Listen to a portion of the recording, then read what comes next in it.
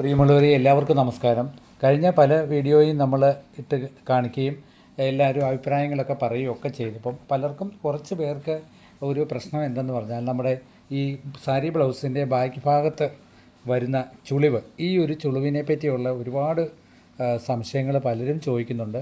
എന്നാൽ ചിലർ നമ്മുടെ കട്ടിങ് കട്ട് ചെയ്തിട്ട് ഒരു കുഴപ്പവുമില്ല, വളരെ ക്ലിയർ ആയിട്ട് ആണെന്ന് പറയുന്നുമുണ്ട്. അപ്പോൾ ഇന്ന് നമ്മൾ ഏകദേശം ചർച്ച ചെയ്യുന്നൊരു വിഷയം എന്ന് പറഞ്ഞാൽ ഈ ചുളിവ് സാധാരണ ഓരോ ബോഡി ഷേപ്പിനും അനുസരിച്ച് ഒരുപാട് വ്യത്യാസങ്ങൾ വരാറുണ്ട്. അങ്ങനെ റെയറായിട്ടുള്ള വ്യത്യാസങ്ങൾ ഉള്ള മെഷർമെൻറ്റുകാർക്ക് തീർച്ചയായിട്ടും സംഭവിക്കുന്ന ഒന്നാണ് ഈ ബാക്ക് സൈഡിലെ ചുളിവ്. അത് എത്ര നമ്മൾ വെട്ടി തയ്ച്ചാലും അവർക്ക് ആ കട്ടിങ്ങിൽ ഒരു ഇത് കാണിച്ചില്ലെങ്കിൽ തീർച്ചയായിട്ടും നമ്മൾ ആ ഒരു ചുളിവോ മാറത്തില്ല. അപ്പോൾ കട്ടിങ്ങിൽ തന്നെ നമ്മൾ അതിന് എന്താണ് ചെയ്യേണ്ടത്, കട്ടിങ്ങിൽ എന്തൊക്കെ വ്യത്യാസങ്ങൾ വരുത്തിയാലാണ് ബ്ലൗസിൻ്റെ ബാക്ക് സൈഡിലെ ഈ ചുളിവ് നമുക്ക് മാറ്റിയെടുക്കാൻ പറ്റുന്നത് എന്നതിനെപ്പറ്റി ഒരു ചർച്ചയും അതിനെപ്പറ്റി എങ്ങനെയാണ് നമ്മൾ വിശദീകരിച്ച് ഒന്ന് പറഞ്ഞു തരുന്നതിനെ പറ്റിയൊക്കെയാണ്.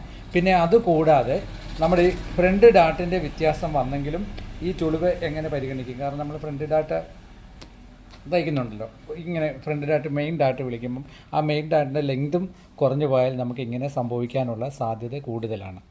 അപ്പം എത്രത്തോളം നമ്മൾ അതേപ്പറ്റി ശ്രദ്ധിക്കണമെന്നും ബാക്ക് കൈക്കുഴി വെട്ടുന്നതാണ് വളരെ പ്രധാനപ്പെട്ട കാര്യം. അത് എങ്ങനെ നമ്മളൊരു മാറ്റം വരുത്തണമെന്നും അതുകൂടാതെ ഫ്രണ്ട് ടക്കിൽ നമ്മൾ എന്ത് മാറ്റം വരുത്തണമെന്നെ പറ്റിയൊക്കെ വിശദീകരിച്ച് നമുക്കൊരു വീഡിയോ നോക്കാം. ഇതിൻ്റെ ഒടുക്കം വരെ, അതായത് ഒരു തുടക്കം മുതൽ പൂർണ്ണത വരെ നിങ്ങൾ കണ്ടെങ്കിൽ മാത്രമേ ഉള്ളൂ നമുക്ക് ഈ കംപ്ലയിൻറ്റ് മാറ്റിയെടുക്കാൻ സാധിക്കുകയുള്ളൂ. കാരണം ഞാൻ എന്തെന്ന് പറഞ്ഞാൽ ഇപ്പോൾ ഒരുപാട് സമയം കണ്ടെത്തിയാണ് നിങ്ങൾക്ക് ഈ വീഡിയോ ഞാൻ ഇടുന്നത്. അപ്പം നിങ്ങളും സമയം കിട്ടുന്ന പോലെ ഈ വീഡിയോ മൊത്തം കണ്ടെങ്കിൽ മാത്രമേ ഉള്ളൂ. നമുക്ക് റെയർ മെഷർമെൻറ്റുകാർ ആരൊക്കെയാണ് തയ്ക്കാൻ വരുന്നത്, അവർ തയ്ക്കാൻ കൊണ്ടുവരുമ്പോൾ നമ്മൾ എന്തെല്ലാം മാറ്റങ്ങൾ വരുത്തണം. അപ്പോൾ ആ സാരി ബ്ലൗസ് കാണുമ്പോഴോ ഇല്ലെങ്കിൽ ബോഡി വണ്ണം ഉള്ള ആളുകൾ കാണുമ്പോഴോ നമുക്കത് മനസ്സിലാവും. ചിലർക്ക് ബോഡി വണ്ണം ഭയങ്കര കൂടുതലായിരിക്കും, പക്ഷേ ഈ കൈക്കുഴിയും കൈവണ്ണവും വളരെ കുറവായിരിക്കും. അതും നമ്മൾ പ്രത്യേകം ശ്രദ്ധിക്കണം. അതിനൊക്കെ എന്തെന്ത് കാരണങ്ങളാണ് നമ്മൾ ചെയ്യേണ്ടത്, കട്ടിങ്ങിൽ എന്തൊക്കെ മാറ്റങ്ങളാണ് നമ്മൾ ചെയ്യേണ്ടത്. ഇപ്പം നമ്മൾ ഉദാഹരണത്തിന് നമ്മൾ പറയാൻ വന്ന ബോഡി വണ്ണത്തിൻ്റെ 1/6 ഷോൾഡറും 1/6 കൈക്കുഴിയും നമ്മൾ കൊടുക്കും.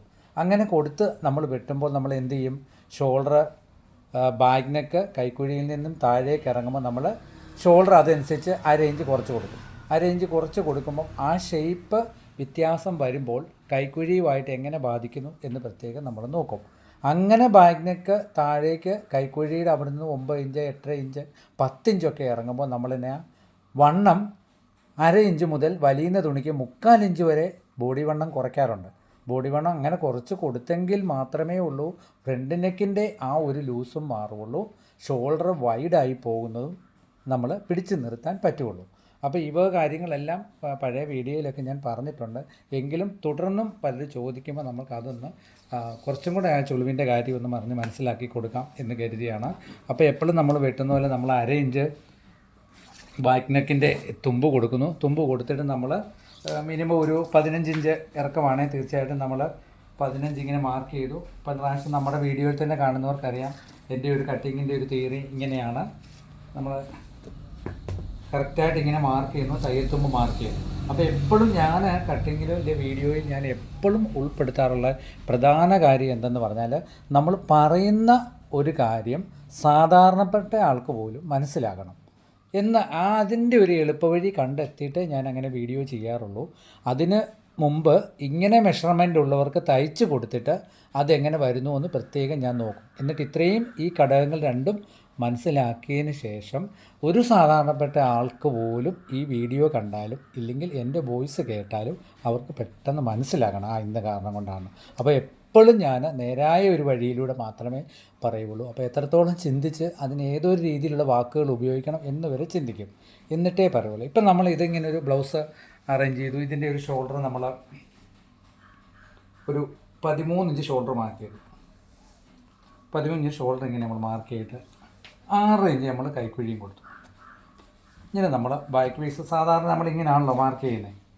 ഇങ്ങനെ നമ്മൾ മാർക്ക് ചെയ്യുമ്പോൾ ഇപ്പോൾ 40 ഇഞ്ച് വണ്ണമുള്ള ഒരാളാണ് നമ്മൾ 40ൻ്റെ കൂടെ 4 കൂടെ ചേർത്ത് 44, അതിൻ്റെ 4-1 11 നമ്മളിങ്ങനെ മാർക്ക് ചെയ്യും.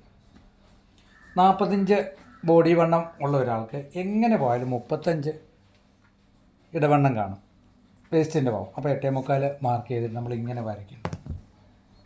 ഇങ്ങനെ വരയ്ക്കുമ്പോൾ ഈ മെഷർമെൻറ്റുകാർ സാധാരണ നിങ്ങളടുത്ത് തയ്ക്കാൻ വരുമ്പോൾ എല്ലാം ഓക്കെയാണ്, പക്ഷേ ഞങ്ങൾക്ക് കൈയുടെ ചുളിവ് വരുന്നു, പുറകുവശത്ത് ഇട്ട് കഴിയും കൈയുടെ ചുളിവ് വരുന്നു എന്ന് പറയുവാണെങ്കിൽ നമ്മൾ ആദ്യമായിട്ട് ചെയ്യേണ്ട ഒരു പ്രധാന കാര്യം എന്തെന്ന് പറഞ്ഞാൽ ഇതിൻ്റെ സെൻറ്റർ 3.25 മാർക്ക് ചെയ്തതിന് ശേഷം ഈ ബോഡി വണ്ണമില്ലേ, ഈ ബോഡി വണ്ണത്തിൻ്റെ നമ്മൾ കൊടുത്തിരിക്കുന്ന ഈ ഒരു ക്യാപ്പ്, അതായത് ഈ 4.5 ഇല്ലേ, ഈ 4.5 പകുതി മാർക്ക് ചെയ്യണം. അതൊരു പ്രധാനപ്പെട്ട കാര്യം.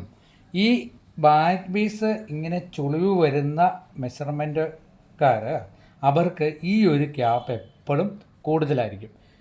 എല്ലാവർക്കും ഒരുപോലെ ആകുമെന്ന് ഒരിക്കലും നമ്മൾ വിശ്വസിക്കില്ല. പലർക്കും പല രീതിയിലായിരിക്കും ബോഡി ഷേപ്പിന് വ്യത്യാസം വരുന്നത്. പ്രത്യേകം നിങ്ങൾ ശ്രദ്ധിക്കുക. ഇങ്ങനെ ചുളിവ് വരുന്ന ഒരു വ്യക്തിയുടെ ബോഡി ഷേപ്പ് ഈ ഭാഗം വളരെയധികം കൂടുതലായിരിക്കും. പ്രത്യേകം ശ്രദ്ധിച്ചോണം. ഈ ഒരു ഭാഗം വരുന്ന മെഷർമെൻറ്റുകാർക്ക് എപ്പോഴും ഇങ്ങനൊരു വ്യത്യാസം വരാനുള്ള സാധ്യത കൂടുതലാണ്. അപ്പോൾ ആ ഭാഗം എപ്പോഴും നമ്മുടെ മനസ്സിലിരിക്കുക. അതിന് സാരി ബ്ലൗസ് എടുത്ത് നമ്മൾ അളവ് ബ്ലൗസ് വന്ന് നമ്മൾ ഈ നോക്കുമ്പോഴും ഈ ബാക്ക് ഭാഗത്തെ ഇത് നോക്കുമ്പോൾ തന്നെ നമുക്ക് മനസ്സിലാകും എത്രത്തോളം ഇത് വന്നിരിക്കുന്നു, എങ്ങനെയാണ് ഈ ഒരു ക്യാപ്പ് എങ്ങനെ വന്നിരിക്കുന്നു എന്ന് നമുക്ക് നോക്കാൻ പറ്റും ഈ ഒരു ഭാഗം. അപ്പം നമ്മൾ സെൻറ്റർ കഴിഞ്ഞിട്ടുള്ള ഈ ഒരു ഭാഗം എങ്ങനെയാണ് പോകുന്നത്. അപ്പം പ്രത്യേകം ഞാൻ പറയുന്നത് ചുളിവ് ബാക്ക് പീസ് ചുളിവാകുന്നു എന്ന് പറയുന്നവരുടെ മാത്രം മെഷർമെൻറ്റ് നിങ്ങളിങ്ങനെ നോക്കിയാൽ മതി. അല്ലാത്തവർ നമ്മൾ ഇത്രത്തോളം ചെയ്യേണ്ട കാര്യമില്ല. സാധാരണ ബ്ലൗസ് നമ്മൾ ചെയ്യുന്ന പോലെ തന്നെ ചെയ്യുക. സാധാരണ ബ്ലൗസ് എങ്ങനെ നമ്മൾ ചെയ്യുന്നു അതുപോലെ തന്നെ നമ്മൾ ചെയ്താൽ മാത്രം മതി. അപ്പോൾ അങ്ങനെയുള്ള മെഷർമെൻറ്റുകാർ വരുമ്പോൾ നമ്മൾ എന്താ ചെയ്യേണ്ടതെന്ന് പറഞ്ഞാൽ കൈക്കുഴി നമ്മൾ ഇതുണ്ടോ ഇങ്ങനെ ഇത് ചെയ്തിട്ട് വളരെ ഓവലായിട്ട് ഒരു കാരണവശാലും കുഴിച്ച് വെട്ടല്ലേ, കണ്ടോ, ഇത് വളരെ നോർമലായിട്ട് ഈ കൈക്കുഴിയുടെ വളവ് കൊണ്ടുവന്ന് ഈ സെൻറ്ററിലോട്ട് മുട്ടിക്കണം.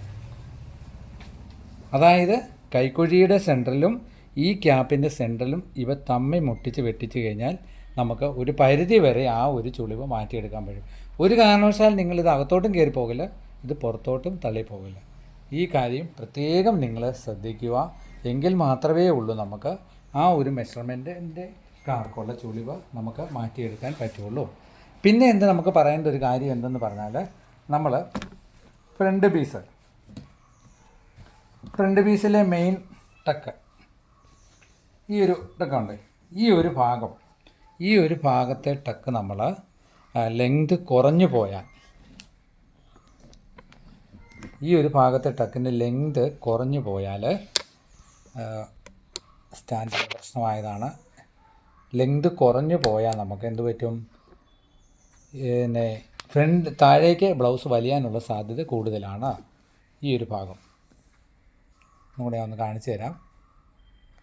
അതായത് നമ്മൾ ഈ ഒരു മെയിൻ ടക്ക്, ഈ ഒരു ടക്കിൻ്റെ മേളിൽ താഴേക്ക് നമ്മൾ താന്നു പോയാൽ ഈ ഫ്രണ്ട് പീസ് താഴാനുള്ള സാധ്യത കൂടുതലാണ്.